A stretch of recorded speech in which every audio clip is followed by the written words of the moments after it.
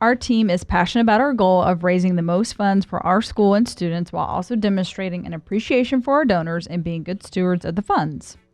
In order to do this, we feel strongly about following the well-established and documented procedures and protocols set forth by our board. Our challenge is that other departments do not follow the necessary fundraising guidelines because they complain doing so takes too long. Instead, the other department drags its feet on preparing required financials and on getting approval of their fundraising methods, or they just don't do it at all and ask for forgiveness later. The result is poor donor stewardship, inadequate fundraising, and the other department describing ours as a roadblock when they talk about us to other departments, the board, or our donors.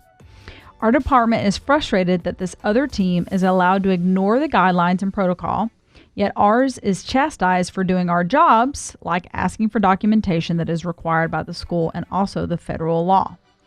The friction between our departments has resulted in passive-aggressive behavior between the two, like ignoring the other's emails, reporting each other to the board. Oh, this is bad.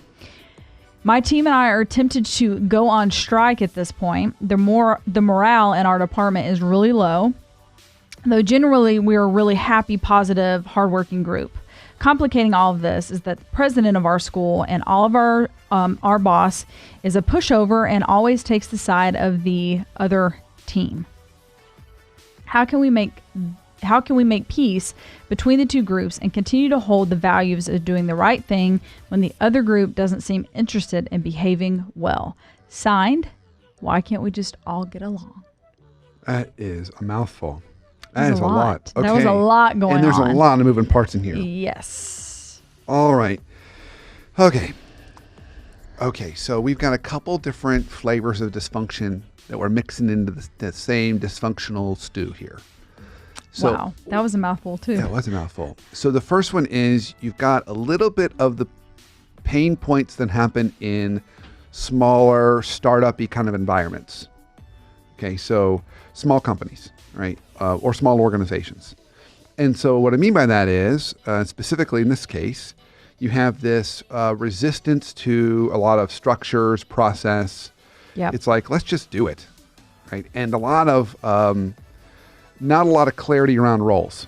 It's like, well, I can do that. You're doing that. I've done that before. I can just do it. It's not, so it sounds like there's multiple people doing fundraising, multiple groups, and then there's kind of a resistance to process and procedure. Mm-hmm. So in the startup environment, what makes startup environments so much fun and exciting is there's lots of growth, lots of change. Everyone's kind of wearing the same hats. Everyone's just kind of pitching in and like stuff's getting done. The limitation to a startup environment is you don't have systems and structures to scale. You can't do that when you start adding on more people, more departments, because you start stepping on toes. Right. And everything is in people's heads. So you got that tension here. They're trying to put in place documentation, systems, and structures. This other department is resisting it. Okay, that's the common dysfunctional roadblock that any kind of small organization hits when they're trying to go from small to medium.